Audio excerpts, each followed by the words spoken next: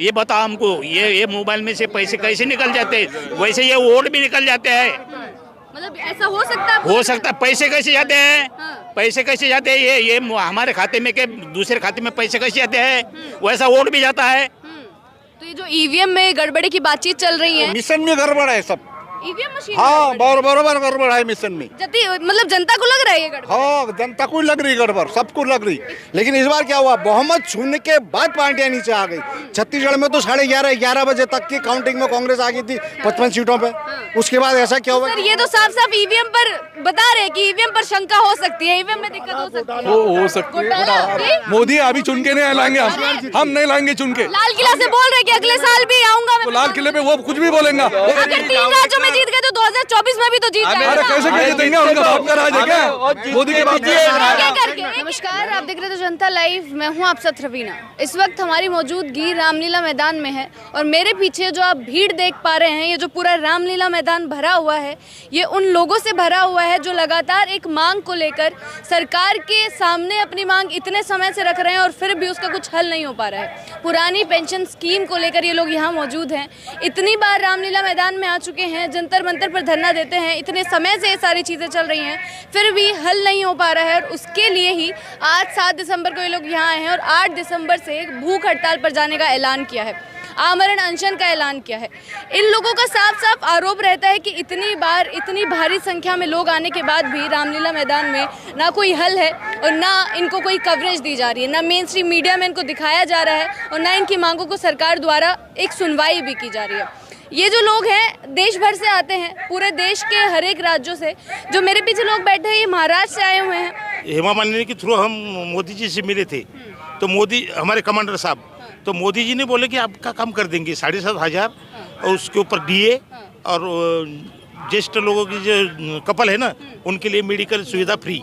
तो ऐसा मोदी जी ने कमांडर राउत साहब से ऐसे वादा किया था, तो वादा निभाने का अभी नाम ही नहीं ले रहा। 3-2 साल हो गए। वादा कर दिया था, अब कुछ आगे वादा कर लिया था उन्होंने, हेमा मालिनी जी के साथ में किया था वादा, हमारे कमांडर अशोक रावत साहब के साथ, वो पूरा कर रहे नहीं। अभी हम इतनी मुसीबत झेल रहे हैं मैडम। 1,1200 में क्या हो रहा है? 34 साल हमने सर्विस किया, खून पसीने से ये देश को बनाया और अब हमारे घर में हमारी इज्जत क्या है? हम ऐसे थे, अब ऐसे हो गए, भिखमंगे हो गए हम। ना बहू पानी देती है, ना लड़का पानी देता है। लड़के को कोई दवाई को पैसे दो, 1,000 रुपये में क्या दवाई आने वाली है? और हमारी कीमत शून्य हो गई। तो हमारी मांग है कि भाई जो हमारे ही पैसा है गवर्नमेंट के पास जमा है पैसा, वो EPS 925 के तहत, जो इसीलिए हमारे 7,500 रुपये और उसके ऊपर डीए और बाद में मेडिकल सुविधा यह हमको मिलना चाहिए। हम 4-5 बार अब दिल्ली आ गए। यही हम पूछना चाह रहे कि महाराष्ट्र से दिल्ली आ रहे हैं, इतने अलग अलग 4-5 बार आ गए, 4 बार आ गए हम, 4 बार आ गए। तो बस वादा कर दिया था मोदी जी ने कि इनका काम कर दो। वादा करते लेकिन निभाते नहीं। वादा करते लेकिन निभाते नहीं हो।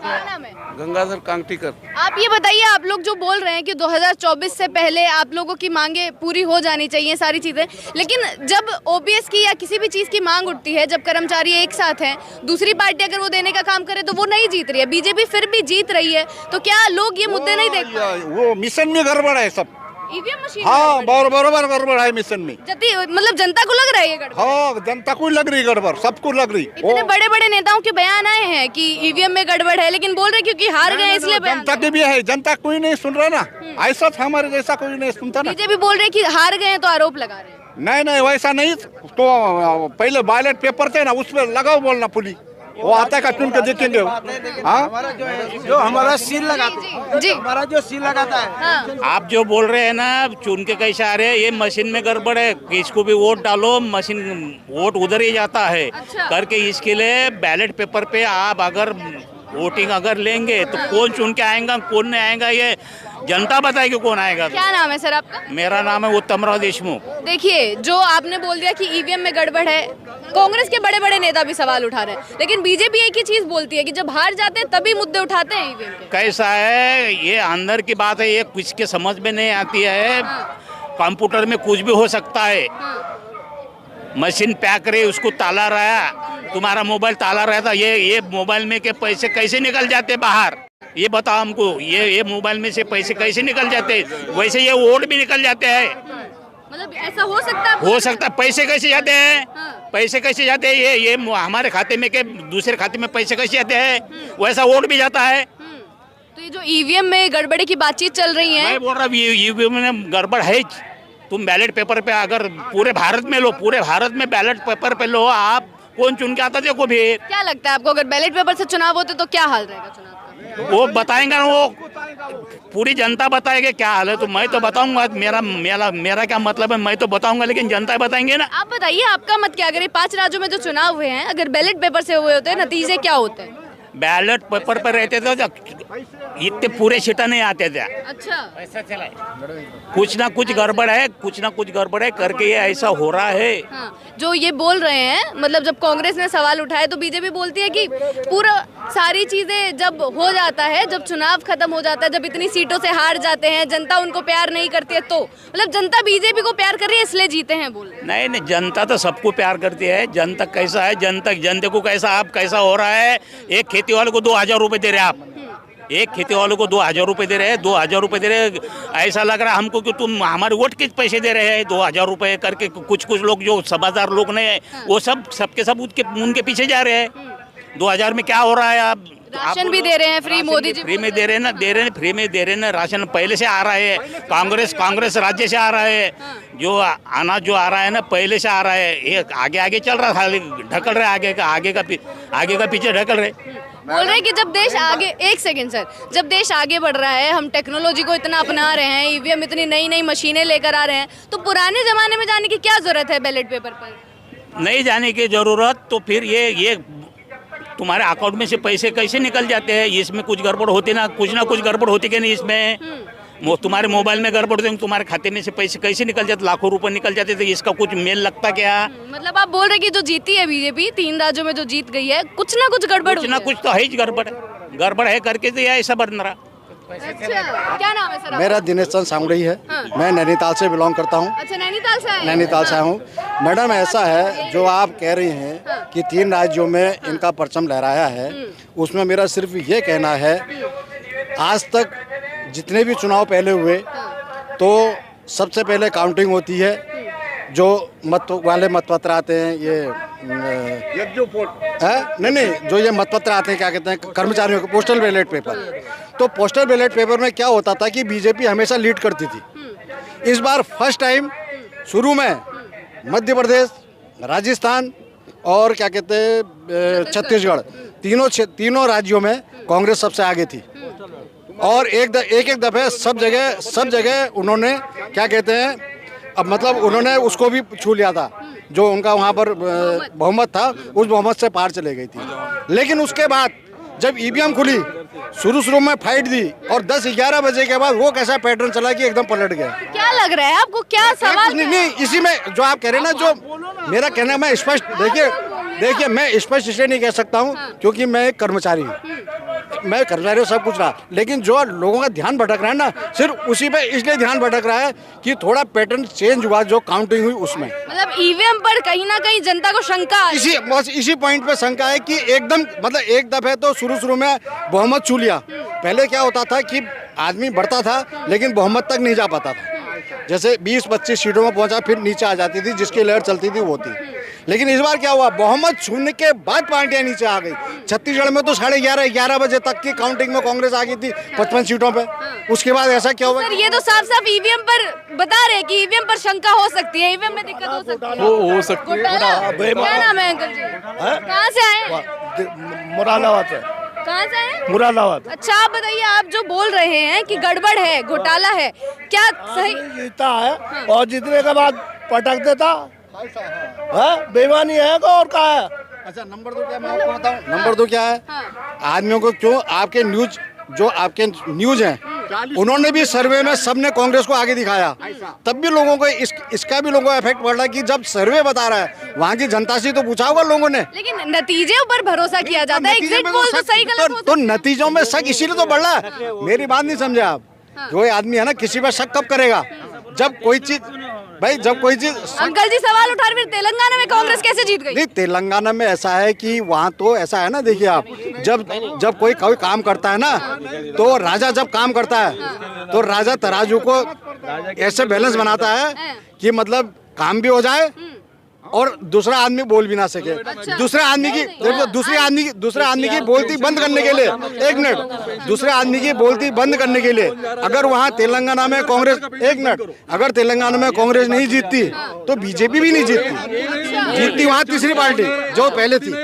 एक मिनट, मोदी अभी चुन के नहीं लाएंगे, हम नहीं लाएंगे चुन के। लाल किला से बोल रहे कि अगले साल भी आऊंगा तो लाल किले पे वो कुछ भी बोलेंगे और वो बगैर काम करके गएंगे चुन के, अंदरों खदारों को एक रात में पेंशन पास कर देता। आश्वासन देते, आश्वासन पालते नहीं हो और झूठे आश्वासन देते और पब्लिक को खिलाते रहते। पता तो तभी चलता है ना कि कहाँ जीतेंगे, कहाँ ये हमको आश्वासन दिया था इन लोगों ने। महाराष्ट्र में अगर 3 राज्यों में जीत गए तो 2024 में भी तो जीत जाएंगे। अरे कैसे जीतेंगे, उनका बाप का राज है क्या? मोदी के बाप करके। मैडम अभी एक मिनट, मैडम एक मिनट, अब एक मिनट, अब एक नया नारा आया है कि अब की बार 400 पार।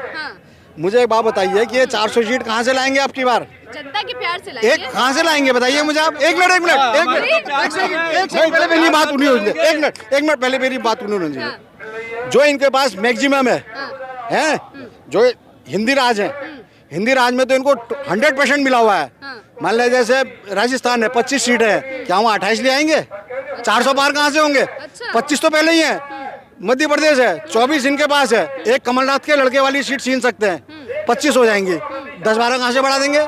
जो हिंदी राज है वहाँ तो 100% पहले ही मिला हुआ है इनको। तो पूरे भारत की बात कर रहे हैं। भारत में और नीचे आएंगे, वहाँ उधर के उन क्षेत्रों में नीचे आएंगे, जैसे क्या कहते हैं बंगाल है, सुनिए बंगाल है, बिहार है, यहाँ नीचे आएंगे। हमें जो हमको चुन के देंगे, हम जो इनको चुन के देंगे, हम उनको जिसको हमारा को काम करेगा उसको हमारा सब ऑल और 75 लाख मल्टीप्लाई 10 उसके जो 7.5 करोड़ लोग हमारे मतदान नहीं करेंगे। जो हमका जो पार्टी हमको हमारा काम करेगा उसको हम देंगे। और जिसका एमएलए खासदार और एक दिन के लिए चुन के आते हैं उनका पेंशन बंद करो।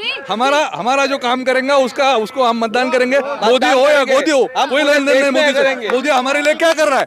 मोदी हमारे लिए क्या कर रहा है? पूरा देश में करेंगे। गरीबों की बात करते हैं, गरीबों की बात कर रहे हैं, हम क्या आंदोलन कर रहे हैं? हम भी गरीब है ना, हमने भी 35 साल निकाले, हमने भी 34 साल निकाले ना सर्विस में। अदानी का अगर इतने दिन लगते थे कि अदानी का एक आधा अगर डिमांड रहता, अदानी का अगर एक आधा डिमांड रहता, अदानी का इतना डिमांड अगर रहता था तो इतने दिनों मोदी भी रहा, कोई भी रहा तो लगन देता था क्या? अरे ये गरीब लोगों के जो 70-80 लाख करोड़ लोग है तो उनको बात भी नहीं सुनने आ रही। 3 बार 4 बार उसने प्रॉमिस किया तो उसको बात भी नहीं बोल रहा। क्यों अभी क्यों नहीं आ रहा? क्यों नहीं हो रहा? के साथ हम गए थे मिलने, जी। उन्होंने प्रॉमिस किया। लेकिन सर सवाल फिर भी यही है, सवाल फिर भी यही बना हुआ है कि अगर बीजेपी जीत रही है तो 2024 में भी तो जीत ही जाएगी।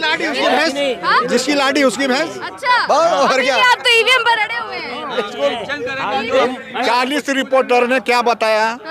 सब राज्य में वो पक्ष आ जाएगा, आया क्या? देखो बोला खाली तेलंगाना। मतलब नतीजों से खुश नहीं है आप लोग? नहीं खुश, नतीजों से खुश नहीं, खुश तो नहीं। एक मिनट, 2014 को मोदी जी ने हमारे बीड़ में से शुरुआत की थी। फर्स्ट भाषण हमारे बीड़ में हुआ, महाराष्ट्र में मोदी जी का पहला भाषण चुनाव में 2014 को। और हमारे गोपीनाथ मुंडे वहाँ से चुन के आए थे तो उन्होंने हमारे यहाँ पे भी बहुत आश्वासन दिए। ये पेंशन का तो हमारा मेन मुद्दा है। मतलब आप लोगों ने जिताया था उन लोगों को ताकि ये काम किया। 2014 में उनका काम किया था, हम गोपीनाथ मुंडे के कार्यकर्ता थे जब। लेकिन आमदार खासदारों का कोई कंट्रीब्यूशन है क्या पूरे भारत? चलिए सुन लिया सर, ये समझ गए। चलिए यही पर हम भी मांग रहे था, हमारा हक मांग रहे, हमारा पैसा मांग रहे, हमारा पैसा उनके पास जमा है, हमारा पैसा यूज वो गवर्नमेंट कर रही है। कम से कम 20-20 लाख रुपए हमारा। चलिए क्या करो, सब आमदार खासदार की सब पेंशन बंद करो। चलिए बहुत बहुत शुक्रिया, चलिए बहुत बहुत शुक्रिया आप सबका। इसी प्रकार जनता के मुद्दों तक पहुँचाते रहेंगे, बने रहे हमारे साथ। शुक्रिया।